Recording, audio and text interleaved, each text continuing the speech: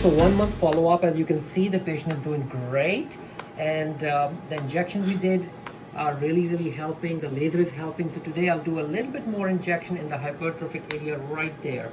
But overall looks fantastic. So I'm very optimistic, and let's see how it goes over the next few months. But I don't think we'll have to do any more surgery, and we'll keep you posted. Very good. And can you smile, please? Big smile. X. It's just like a mad smile, but there you go. When he smiles properly, it looks really good. So I'm happy.